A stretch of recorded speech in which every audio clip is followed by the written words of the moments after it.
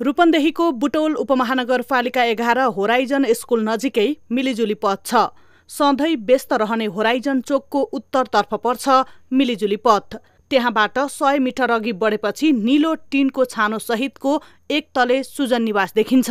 घरमा बाहिरै देखिने गरी हस्तकलाका सामग्री बिक्रीमा राखिएका छन्। घरमा 1 वर्षदेखि सुजन कोइराला बस्दै आएका थिए। बुधबार बिहानसम्म मिलिजुली टोल शान्त थियो। घाम चर्कदै जाँदा माहौल एकाएक अशान्त भयो। 7:30 बजेतिर घरमा प्रहरी पुगेपछि स्थानीय चकित परे। अनि केही छिनमै सुजनले पूर्व पत्नी र उनका 2 छोरीको हत्या गरेको सार्वजनिक भयो, त्यो पनि आफ्नै घरमा बोलाएर। यो घटनाले टोलमा सन्नाटा छायो। पाल्पाको तानसेनमा स्वास्थ्यकर्मीको रूपमा कार्यरत पूर्वी नवलपरासीको कावासोती घर भएकी सुजनकी पूर्व पत्नी 33 वर्षीय दिपा बस्याल तथा बस्यालका छोरीहरू 7 वर्षकी स्नेहा र 4 वर्षकी हिमानीलाई सुजनले धारिलो हतियार प्रयोग गरी विभत्स हत्या गरेको प्रारम्भिक अनुसन्धानमा खुलेको प्रहरीले जनाएको छ। श्रीमती र 2 बच्चाको धारिलो हतियार प्रयोग गरी चक्कु प्रयोग गरी र हिम्मत प्रयोग गरी हत्या गरेको देखिन्छ। श्रीमान नियन्त्रणमा छ। अरू कुरा त अनुसन्धान गर्ने कोसिस गर्छ। यो ठेगाना चाहिँ कहाँ रहेछ? यो बुटवल 11 मैत्री पथ यहाँको बसाइ भयो। मिलिजुली पथ यही बस्ने श्रीमानकै घरमा मृत्यु भयो। अभियुक्त सुजनको विगत पनि आपराधिक छ। उनी आफ्नै दाजुको हत्या गरी जेल समेत बसेका थिए। पाल्पाको तानसेन नगरपालिका 11 बागखोरमा 2069 पौष 13 गते आफ्नै दाजु सुदीपको हत्या गरेको अभियोगमा जेल सजाय भोगेका थिए। आफ्नै दाइको हत्या गरेका उनले 2078 असोज 3 गते संविधान दिवसमा आम माफी पाएर कारागारबाट छुटेका थिए। व्यक्ति हत्या दोषी ठहर गर्दै सर्वोच्च अदालतले सुजनलाई 16 वर्ष कैदको सजायको फैसला सुनाएको थियो। आम माफी पाएर नछुटेको भए पनि 2085 पौष 26 गतेसम्म कैद सजाय भोग्नु पर्दथ्यो। आम माफी पाएर छुटेका सुजनले फेरि 3 जनाको विभत्स हत्या गरेपछि प्रहरीले नियन्त्रणमा लिएर अनुसन्धान अगाडि बढाएको छ। दिपा र उनका छोरीहरूको हत्यापछि सुजनले बिहान घर बाहिर छिमेकीसँग गफगाफ पनि गरेका थिए।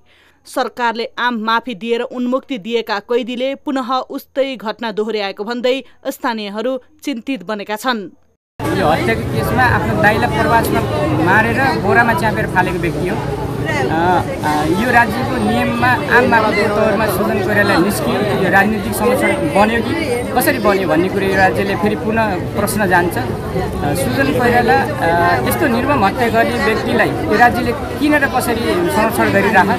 10 वर्ष अघि प्रेम विवाह र डिभोर्स, जेलबाट छुटेपछि पुनः सम्बन्ध र हत्या। सुजन र दिपाको 10 वर्ष अघि प्रेम विवाह भएको थियो। विवाह गरेको 4 महिनामै सुजन आफ्नै सहोदर दाइ सुदीपको हत्या गरी जेल चलान भएपछि दिपा टाढिन्। दिपाले सुजनसँग सम्बन्ध विच्छेद नै गरेर कावासोतीका शङ्कर ढकालसँग दोस्रो विवाह गरेकी थिइन्। हत्या गरिएका 2 छोरी हाल युएईमा कार्यरत ढकाल र दिपा दम्पतिका हुन्। सुजनले जेलमा बसेर हस्तकलाका सामग्री बनाउने गरेका थिए। राम्रो आचरण देखाएको भनेर गणतन्त्र दिवसमा उनी राष्ट्रपतिबाट आम माफी पाएर छुटेका थिए। प्रहरीका अनुसार जेलबाट छुटेपछि उनले आफूले बनाएका हस्तकलाका सामग्री घरमै बिक्री गर्न थालेका थिए। टोल छिमेकमा पनि राम्रो व्यवहार देखाउँथे। डिभोर्स गरेर अर्कैसँग बिहे समेत गरिसकेकी दिपा फेरि किन सुजनको घर गइन् भन्ने खुलेको छैन। उनीहरू फेरि कसरी नजिकिए र सुजनले दिपालाई कसरी आफ्नो घरमा बोलाए भन्ने बारे अनुसन्धान भइरहेको छ। हत्याको अघिल्लो दिन गजेडी ताल र रेस्टुरेन्टमा गएको भेटियो। अभियुक्तसँगको बयान अनुसार दिपा 2 छोरी लिएर मंगलबार बेलुका सुजनको घरमा आएको खुलेको छ। सुजन जेलबाट निस्किएपछि विगत 1 वर्ष लामो समयदेखि सम्बन्धमा रहेको बयान दिएका छन्। मंगलबार दिउँसो पनि दिपा र सुजन रूपन्देहीकै दानापुर तालमा घुम्न गएर आएका थिए।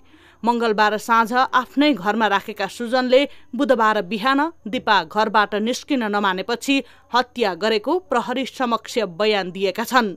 घटनास्थलको अवस्था र शवको प्रकृति हेर्दा दिपाको टाउकोमा गहिरो चोट हुनुका साथै घाँटी रेटिएको अवस्थामा भेटिएकाले पहिले ह्यामरले टाउकोमा हानेपछि घाँटी रेटी हत्या गरिएको प्रहरीको अनुमान छ।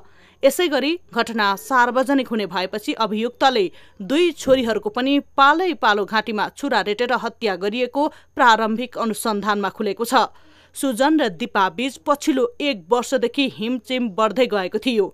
दिपाका श्रीमान शंकर ढकाल विगत केही वर्षदेखि वैदेशिक रोजगारीका लागि दुबईमा छन्। पछिल्लो श्रीमान विदेश हुँदा सुजन र दिपा बीच पुनः सम्बन्ध जोडिएको प्रहरीको आशंका छ। दिपा केही समयदेखि बारम्बार सुजनको घरमा आउने गरेकी थिइन्। दिपा आफ्नो भान्जीको विवाहका लागि 1 दिन अगाडि नै बुटोल आएकी थिइन्, तर केही समय अघिदेखि बेला बेला एकजना महिला मास्क लगाएर सुजनको घरमा आउने गरेको छिमेकीहरूले बताएका छन्। घटनाको बारेमा प्रहरीले अनुसन्धान जारी राखेको छ। न्यूज 24 टेलिभिजनका लागि रूपन्देहीबाट टिभी जर्नलिस्ट विमल पुरीको रिपोर्ट।